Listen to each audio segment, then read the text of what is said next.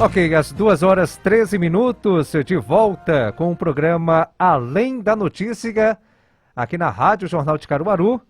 Já estamos conectados com o ex-presidente da Anvisa, Gonzalo Vecina Neto. Vamos falar sobre vacinação no programa de hoje. Doutor Gonzalo, muito obrigado mais uma vez pela gentileza da sua presença, da sua participação aqui com a gente para o interior do estado de Pernambuco. Boa tarde. Boa tarde, Berg Santos. Boa tarde também aos nossos ouvintes e espectadores aí do Rádio Jornal de Caruaru. É um prazer estar com vocês.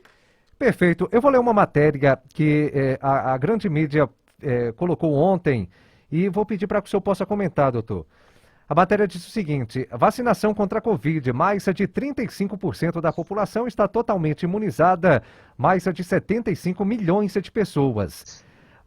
Aí a matéria diz aqui o seguinte: mais de 35% da população brasileira tomou a segunda dose, ou a dose única, das vacinas contra a Covid. E, desse modo, completaram o esquema vacinal e estão totalmente imunizados. São 75.579.345 pessoas vacinadas, o que corresponde a 35,43% da população. O que representa, o que a gente pode analisar de representatividade desses números da população já imunizada no nosso país, doutor? Veja, o que nós estamos observando? Nós estamos observando uma queda do número de casos, uma queda do número de óbitos, bastante consistente, já há quase 10 semanas, 11 semanas que nós estamos com essa queda. Então, dando uma pequena elevadinha agora nos últimos dias, por causa da chegada mais forte da variante Delta. Mas a variante Delta está encontrando uma boa porcentagem da população já vacinada. Boa, mas não suficiente. Precisamos elevar essa porcentagem da população vacinada. Mas essa quantidade, já 35% da população totalmente vacinada, e até 60% da população com pelo menos uma dose, isso está conseguindo fazer uma defesa contra a entrada dessa nova variante, a variante Delta no Brasil, que causou bastante estrago em outros países, como está causando nos Estados Unidos, em Israel, na Inglaterra. Então, a variante Delta é uma preocupação que nós ainda não afastamos. A gente acha que de agora até o final de setembro, início de outubro, vai haver um crescimento do número de casos, porém com menos hospitalizações, com menos casos graves por causa da cobertura vacinal. A gente sabe que a vacinação, ela demorou no Brasil, mas o ritmo até que está melhorando, né? A gente está conseguindo sair daquela situação que tivemos logo no ano passado, né? Que já deveríamos realmente ter um avanço maior da nossa vacinação, mas pelo menos melhorou mais, né, doutor? Veja, o grande problema da vacinação no Brasil não é vacinar, é ter vacina. Quer dizer, nós não compramos vacina em número suficiente, compramos pouca vacina e temos uma entrega bem vagarosa, né? Essa entrega continua vagarosa. Infelizmente, nós temos uma capacidade de vacinar 3 milhões de doses por dia. Nós nunca saímos de 1 milhão de doses por dia. Por quê? Por causa da oferta de vacina. E isso vai continuar. Nós temos que proteger toda a população adulta e já existe a possibilidade, já temos começado em vários estados, a vacinação de jovens, porque existe uma vacina liberada para vacinação de jovens, que é a vacina da Pfizer, que pode vacinar de 12 a 18 anos. E espero também que nos próximos dias, semanas, sei lá, a Anvisa também revise sua opinião em relação à Coronavac, que já está sendo utilizada na China e no Chile, em crianças acima de 3 anos. A Coronavac é uma vacina muito segura.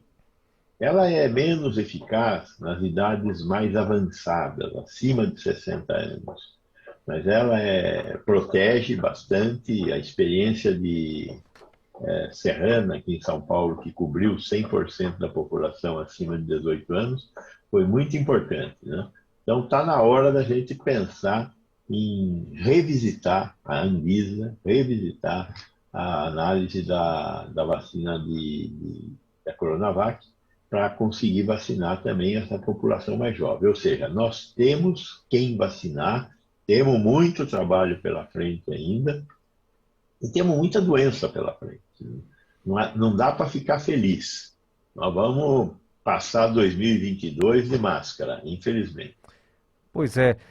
Eu vi até um artigo do senhor no estado de São Paulo falando sobre. Existe a vacina meia-boca, mas aí eu acho que é interessante, né, essa explicação sua, porque vacinação meia-boca não existe, né, doutor?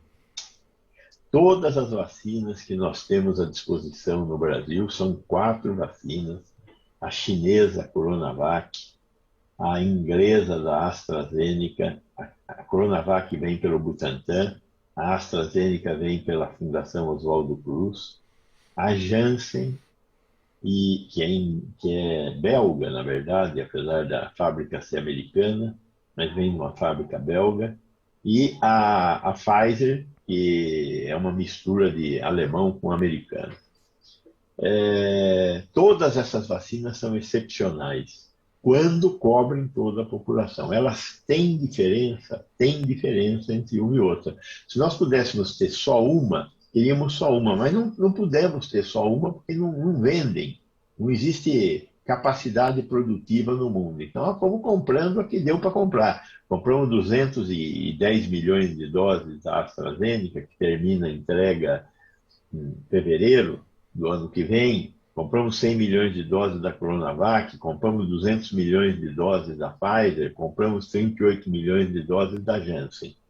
É insuficiente, o governo já teria que estar pensando em comprar mais doses, porque já descobrimos que vamos ter que dar a terceira dose, particularmente para as pessoas acima de 60 anos. Depois de revacinar as pessoas acima de 60 anos, com certeza vamos ter que dar uma terceira dose abaixo de 60 anos. E já tem país falando em quarta dose.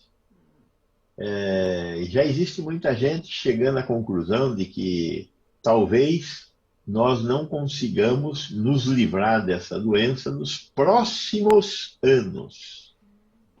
Então, vamos pôr as barbas de molho, ser humildes e vamos usar as vacinas que estão à nossa disposição de uma forma inteligente. O problema todo do Brasil nesse momento é o de uma forma inteligente, porque está faltando esse negócio chamado inteligência entre os nossos governantes. Mas vamos ver, vacina tem, mas precisamos aumentar o volume. Entendi. E o senhor pode dar até uma explicação bem mais ampla para a gente com relação, o senhor foi fundador da Anvisa, com relação a como uma vacina é aprovada, né? Até como é feito aquele estudo, aquela base para aquela determinada vacina seja aprovada. Por exemplo, a Sputnik não foi aprovada no Brasil, né? A vacina russa. A Covaxin também teve problemas, não foi aprovada. E aí eu estou citando essas que foram aprovadas. É todo um estudo que é realizado antes dessa vacina chegar até a população, né, doutor Gonzalo? A gente tem que tomar muito cuidado com essa questão das vacinas, porque vacina é um remédio que eu dou para uma pessoa que não está doente. Eu dou para uma pessoa evitar ficar doente. Então, a coisa que a vacina não pode fazer é provocar doença, porque eu dou para uma pessoa que tá bem e eu não sei se ela vai ter ou não vai ter a doença. Eu estou protegendo, mas eu não sei se ela continuasse sem vacina, se ela ia ter a doença. Então, a vacina é um dos remédios com os quais a Anvisa, essas agências que aprovam medicamentos no mundo inteiro, como o FDA nos Estados Unidos, a Agência Europeia de Medicamentos na Europa, essas agências têm que tomar muito cuidado. Então, como é que é o processo de aprovação da vacina? A vacina tem que fazer estudos pré-clínicos. O que são estudos pré-clínicos? São estudos em laboratório e feito particularmente com animais, né? Às vezes as pessoas falam, mas será que não precisava? Tem que matar os cachorrinhos, isso, aquilo e tal. Não tem jeito. Ou morre cachorrinho ou morre gente. Então tem que fazer os estudos pré-clínicos. Aí vai estudo clínico. Passou no estudo pré-clínico, vai no estudo clínico, que é com gente. Estudo clínico é com gente. Pega lá 200, 300 pessoas e aplica o remédio para ver o que acontece. Se tudo for bem, se não tiver efeitos colaterais graves, né? Porque todo remédio, tudo que você introduz no corpo, produz um efeito indesejável. Todas essas vacinas que nós estamos utilizando, elas têm efeitos indesejáveis, mas de muito pequena monta, um número muito pequeno. Aí você pega mais 200, 300 pessoas e injeta de novo para ver se produz resultado, se produz anticorpos. Injeta, tira sangue e vê se produziu anticorpos. Se deu tudo certo em fase 1 e fase 2, aí vamos passar para a fase 3. O que é a fase 3? Amplia. Fiz aqui com 200, 300 pessoas, agora eu vou fazer com 30, 40 mil pessoas. Por que eu faço isso? Porque eu amplio para ver se algumas coisas que são muito raras de acontecer, num número maior, acontecem. E aí, passou nos 30, 40 mil pessoas, ninguém morreu, não teve nenhum efeito colateral grave, aí nós aprovamos para início de utilização. E aí entra o que a gente chama de fase 4, que é a disseminação e acompanhamento dessas aplicações. Foi na fase 4 que nós verificamos que a Pfizer ela tem um problema de alergia importante e que, além disso, pode dar uma doença cardíaca muito rara, que é pericardite e miocardite. É uma inflamação do músculo cardíaco, do coração. É rara, tem sintomas e é tratável. Até agora, é o que nós sabemos, é muito pouco. A chance de morrer da doença é muito maior do que a chance de morrer de uma pericardite ou de uma miocardite. A AstraZeneca e a Janssen, as duas têm a mesma tecnologia, que a gente chama de vetor viral, elas produzem um problema de criação de trombos. Trombos é um coágulo que se forma dentro do nosso sistema de circulação do sangue e que pode entupir alguns vasos. Quando entope vasos na perna, no braço, cria lá um edema, um inchaço, mas pode entupir vasos no coração, pode entupir vasos na cabeça. Tem sintoma também, é muito raro. Quem fuma tem 6, 7 vezes mais chance de ter coágulos do que tomando a vacina. Quem toma pílula anticoncepcional tem chance de ter trombos também. E com a vacina, a chance de ter trombo é de 4 por milhão de pessoas que tomam a vacina. Então, muito tranquilo. A Coronavac, de todas as 4 vacinas, é a que tem menos efeitos colaterais. Os efeitos colaterais da Coronavac são efeitos locais, onde você tomou a injeção, fica aquela coisa meio dolorida, tem 1, 2 dias de febre, nem todo mundo, algumas pessoas têm, uns sintomas desse tipo. Mas, enfim, é dessa forma que nós aprovamos vacinas, fazendo todos esses estudos para garantir que as vacinas sejam, primeiro de tudo, seguras e produzam um efeito protetivo que a gente espera que ocorra. Pois não. Algumas cidades já iniciaram, como o senhor bem citou, a vacinação para adolescentes e crianças a partir dos 12 anos. Aqui na cidade de Caruaru, a vacinação para esse público, né, para esses jovens, começou ontem, né, para crianças a partir de 12 anos. Mas eu estava vendo uma matéria hoje, doutor Gonzalo, mostrando que nos Estados Unidos o número de casos de crianças com Covid aumentou de forma assustadora, né? 240%.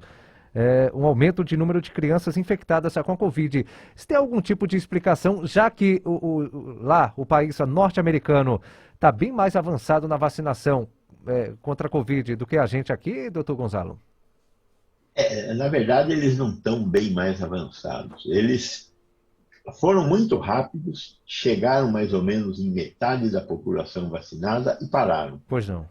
Nos Estados Unidos existe um negacionismo muito importante contra a vacina. Essa é uma questão muito grave lá. Muitos americanos foram levados a crer, e para isso tem um grupo de médicos nos Estados Unidos contra a vacina. São médicos que são a favor da medicina natural, da medicina integrativa. São médicos que ganham dinheiro com este tipo de proposta. Isso está bem documentado. Não é um grupo grande de médicos, mas são médicos que se beneficiam de pessoas que são contra medicamentos. Eles falam, olha, medicina natural, homeopatia, não sei o que, não sei quanto. As pessoas acabam acreditando, e aí quando acontece de um aumento da disseminação do vírus, acontece isso que está acontecendo lá. As crianças e jovens estão sendo afetadas pela circulação do vírus entre pessoas que não aceitaram ser vacinadas. Esse é o grande problema dos americanos. Então, no momento em que você não aumenta mais a vacinação e libera o povo, explode o número de casos. Mesmo assim, o número de crianças e jovens com a doença ainda é muito pequeno. Essa doença, ela agride muito pouco as pessoas mais jovens. Só para ter uma ideia, a cada 1.000 pessoas que têm esta doença, 2 morrem de 0 a 40 anos. 2 em 1.000. Acima de 80, são 15 em 100. Então, é uma doença que gosta muito de pessoas idosas. Infelizmente, ela mata velhos. Mas também mata muito menos, né? 15 em 100, 2 em 1.000, também mata jovens e crianças. Então, nós temos que caminhar no sentido de proteger nossos jovens também. Entendi. Algumas cidades também, eu vou pedir para que o senhor também possa analisar para a gente. Alguns municípios estão faltando a vacinação da AstraZeneca. E já tem uma autorização para que a vacina da Pfizer ela possa ser aplicada na segunda dose para quem tomou a AstraZeneca. Isso é possível? Tem algum problema com relação a isso, doutor? Veja bem, na Inglaterra e na Espanha, eles fizeram experiências justamente fazendo primeira dose AstraZeneca, segunda dose Pfizer. E eles verificaram que, número 1, não piora a segurança. E, número 2, melhora a resposta. Misturar 2 vacinas é até mais positivo. Então, como está faltando a AstraZeneca, porque a Fundação Oswaldo Cruz atrasou a produção da vacina da AstraZeneca, o Ministério da Saúde está propondo que a segunda dose de quem tomou a primeira da AstraZeneca seja de Pfizer. Então, é seguro, pode ser feito, existe conhecimento sobre isso. Tem uma outra pergunta que também estão fazendo agora. Quem tomou o esquema completo e é acima de 80 anos, agora está sendo convocado para tomar a terceira dose, uma dose de reforço. Qual é a vacina que deve tomar como reforço? A recomendação do Ministério da Saúde é que seja uma vacina diferente daquela que foi utilizada para fazer o esquema de vacinação com 2 vacinas. E, principalmente, quem tomou Coronavac tenha reforço com Janssen, AstraZeneca ou Pfizer. Não fazer reforço acima de 80 anos com a Coronavac, porque a Coronavac é uma vacina que é pouco estimulante para as idades mais elevadas. Ela funciona muito bem abaixo dos 60 anos, mas os velhos que têm um sistema imunológico já pensado não respondem bem à vacina da Coronavac. Entendi. Olha, a gente observando, e o senhor falando agora há pouco sobre a variante Delta, né, que vem assustando não só o Brasil, né, a gente observando que alguns países realmente estão muito preocupados com esta variante, mas o Brasil, de certa forma, já está pensando em eventos futuros em carnaval. Aqui no estado de Pernambuco já tem gente falando no Galo da Madrugada. É precipitado a gente pensar em eventos carnavalescos, como realizamos no Brasil, com muita aglomeração, muita festa. É muito precipitado isso, doutor Gonzalo? Olha, sonhar não faz mal, pelo contrário, eu pessoalmente acho que sonhar faz bem. Agora, de sonhar para transformar em realidade, vai uma distância imensa. Eu, pessoalmente, acho que esse tipo de evento nós não deveremos fazer. Eventos abertos com muita gente em fevereiro não vai ser suficiente. Primeiro, nós não vamos chegar lá vacinados, vai estar faltando vacina ainda. E segundo, nós vamos estar ainda com a doença circulando. Jogo de futebol, teatro, cinema, vá lá para pessoas vacinadas. Então, pessoas que têm a vacinação completa poderão voltar a frequentar estádio, poderão ir no teatro, poderão ir no cinema.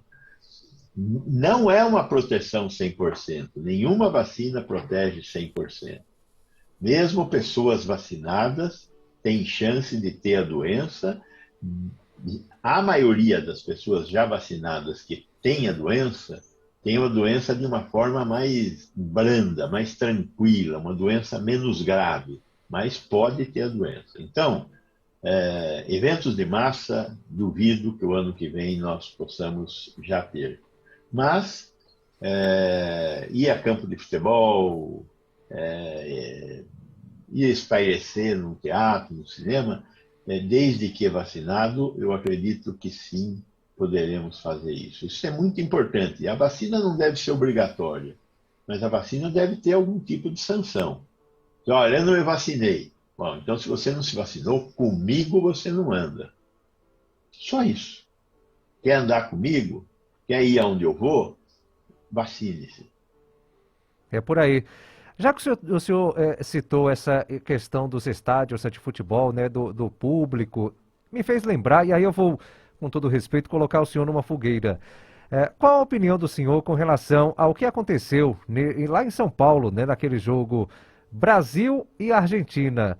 4 minutos, primeiro tempo, as equipes já haviam entrado em campo, o jogo já estava rolando, e aí de repente chega a Anvisa e diz: acaba o jogo porque teve muito problema. A Anvisa fez certo? Teve algum erro naquele procedimento, doutor Gonzalo?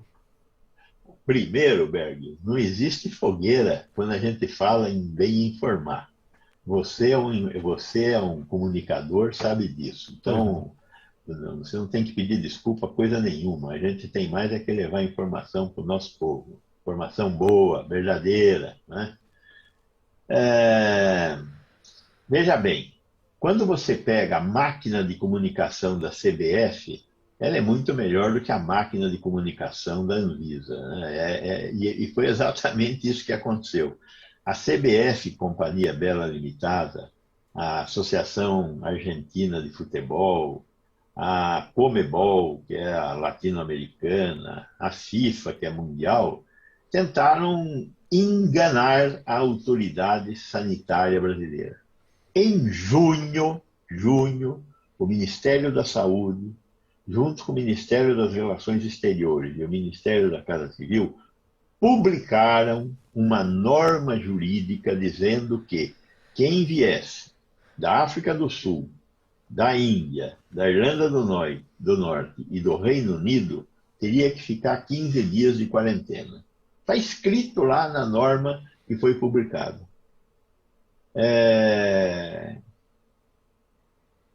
Os argentinos, a FIFA, a Comebol, a AFA, a FIFA lá da Argentina, foram avisados. Uhum.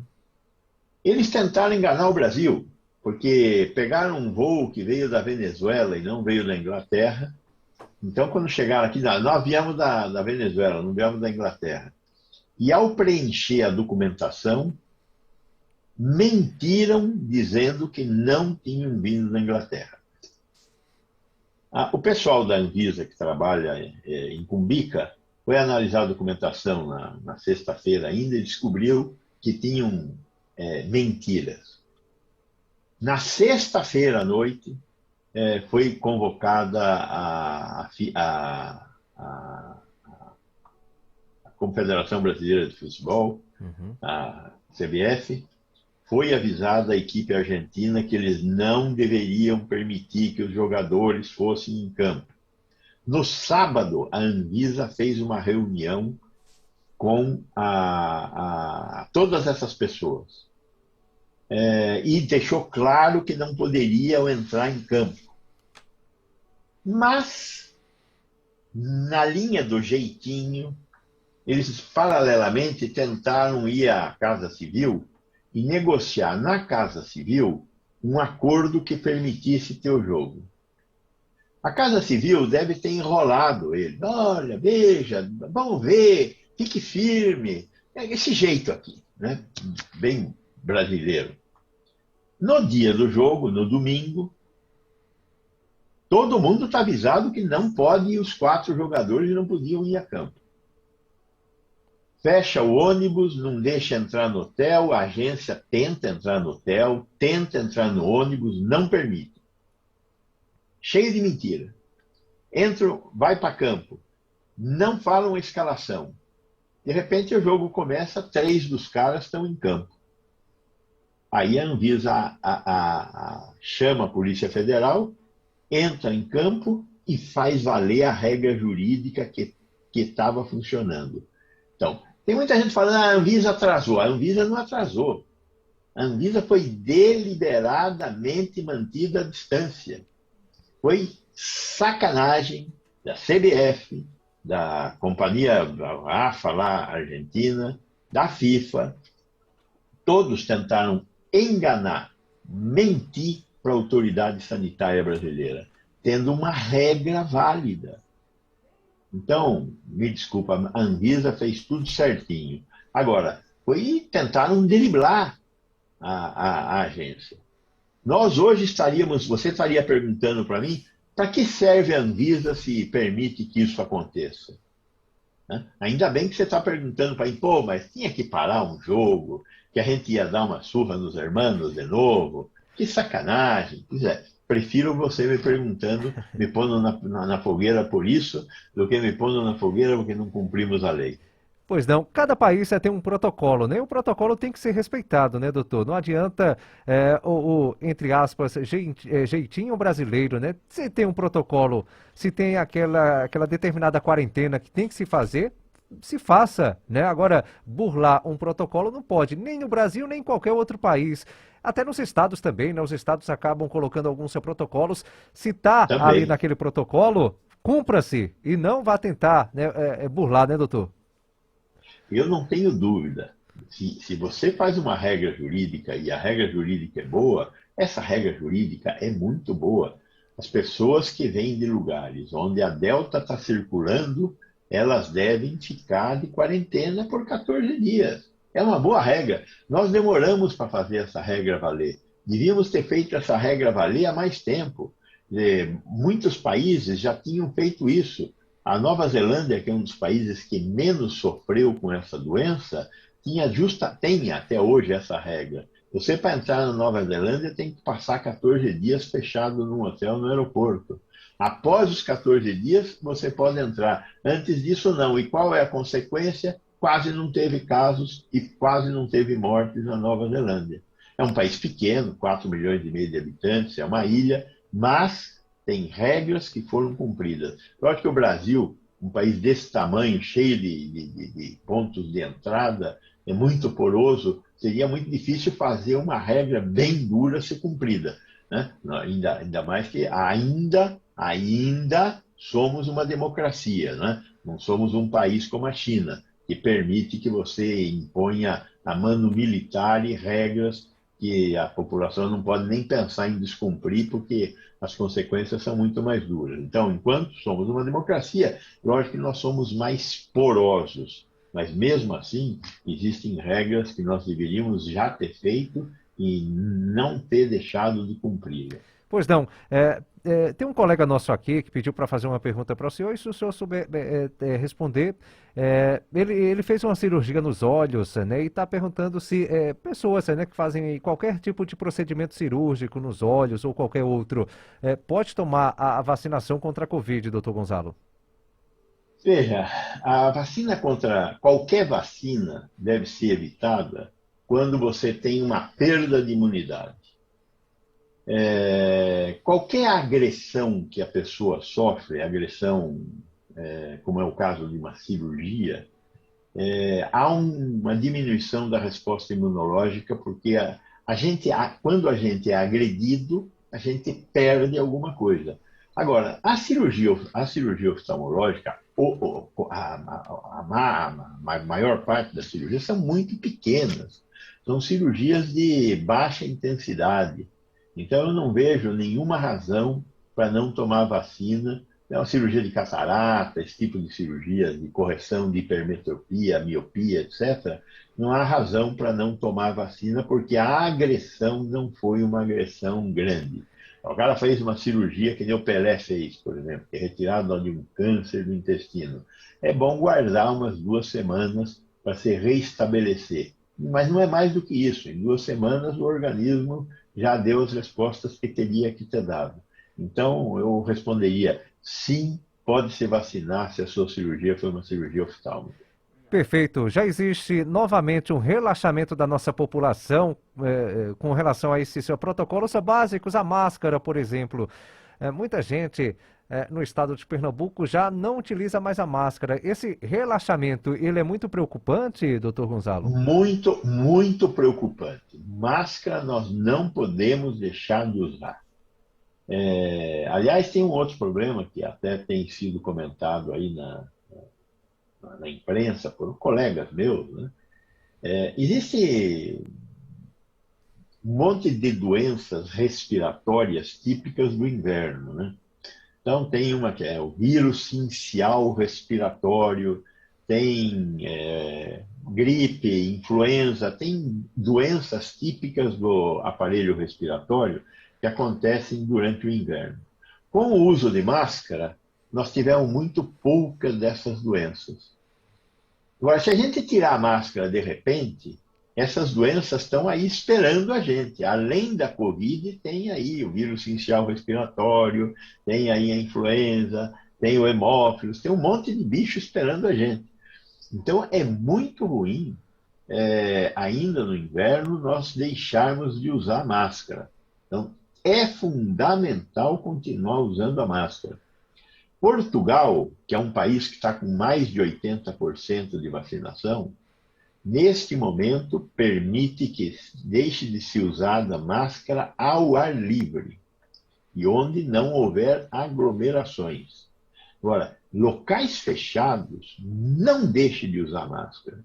Locais que têm baixa circulação do ar, não deixe de usar máscara. Você vai se proteger e vai proteger as pessoas com as quais você estiver interagindo.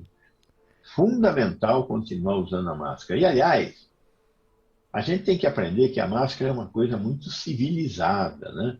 A gente ia trabalhar, eu mesmo fui trabalhar muitas vezes, gripado, resfriado. O que acontece quando você vai trabalhar gripado?